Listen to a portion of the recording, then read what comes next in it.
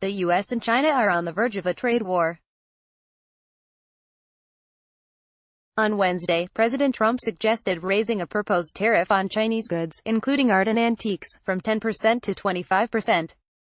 But within China, a small coterie of Western dealers are taking the opposite route and swapping protectionism for collaboration.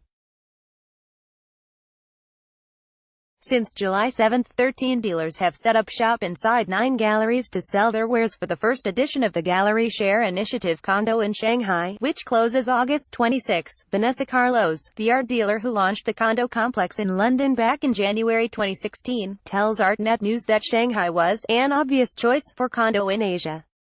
While it has a vibrant art scene and ample audience of curators, collectors, and gallery-goers, its art market is at an earlier stage and less frenetic than that of Hong Kong, at a time when developing a client base in Asia is a top priority for many Western galleries. The condo model also offers dealers an opportunity to provide valuable exposure for their artists without shouldering the hefty costs and bureaucratic red tape associated with traditional art fairs on the mainland. Installation view of a Jar Bernard Ategua, courtesy of Perez Projects, Berlin. Photo courtesy 8 Gallery, Shanghai. Settling down, Condo Shanghai is an opportunity to show our artists in China in a meaningful way, says the established London dealer Sadie Coles. Not only are the artworks installed for nearly 2 whole months in Shanghai, but they are shown in dialogue with Chinese artists, and within the context of the Great Chinese Gallery. 4. Condo, the gallery is showing 2 younger artists from its roster, Israeli artist Uri Aaron and American painter Ryan Sullivan, at Shanghai Art Gallery alongside local artist Zheng Jianyi and the photography collective Birdhead. There has been a clearly felt market boom in China over the past decade, similar to that experienced in New York in the 80s and London in the 90s, that feels now naturally to have settled. Coles says. Indeed, although the longest-running art fair in Shanghai, Shush Contemporary, was called off in 2015 after a slew of battles with censorship and customs, other fairs, including Shanghai Photo, West Bund Art, a hub for the young just under a month into the condo experiment, some of the 13 dealers participating in Shanghai's condo are sanguine. Emma Asner, the co-founder of Glasgow-based gallery Cop Asner, told Artnet News she thinks condo is about building a dialogue, not breaking a market. But while dealers may not be raking in the dough, there is a palpable feeling of excitement about a scene many feel is poised to explode. The Chinese edition of condo is spearheaded by Lorraine Qiang Maling of Edouard Maling Gallery. Maling tells Artnet News that so far, the process has been very smooth, and she is already thinking about expanding the scale next year. There is certainly a strong interest in the Chinese market, and I find most local Chinese galleries very open-minded for collaboration, she says. Qiang Maling opened Edouard Maling in Shanghai in 2016, 6 years after opening in Hong Kong. Compared with Hong Kong, there is more room for younger galleries to nurture emerging artists in Shanghai, she says. Collectors are keen to see and discover new things, and I find that energy extremely refreshing. There is also a growing generation of younger collectors who are in process of defining their taste. Installation view, Shanghai Art Gallery hosting Sadie Coles HQ with Uri Aaron and Ryan Sullivan, Condo Shanghai. Copyright The Artists, courtesy Sadie Coles HQ, London.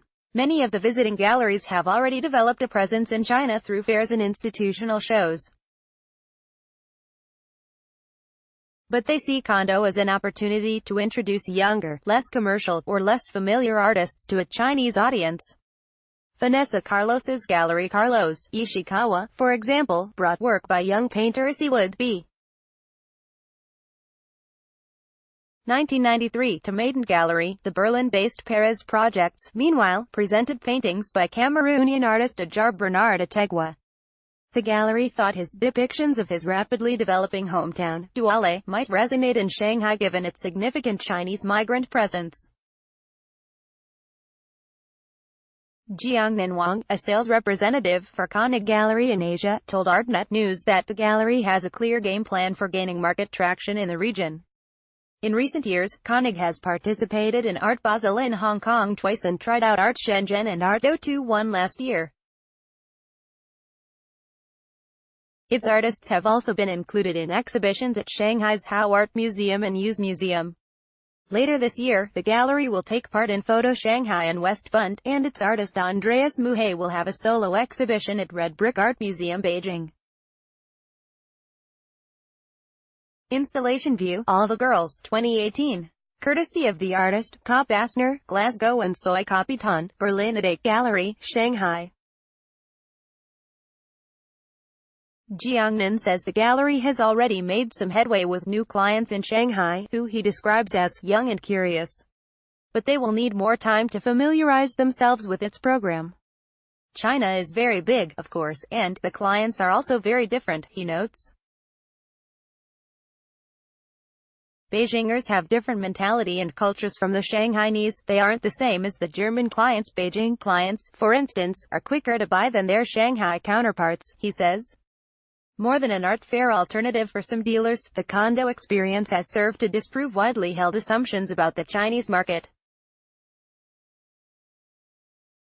Francois Gabaili of the eponymous LA-based gallery says that the Mexican artist Yoshua Ocon, who creates political videos cast with members of marginalized groups, was a natural fit for the region.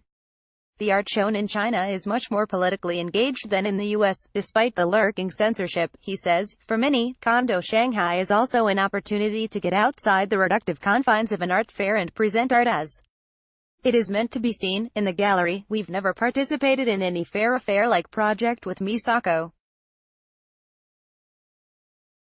Affairs, Rosen says, the art becomes secondary to commerce.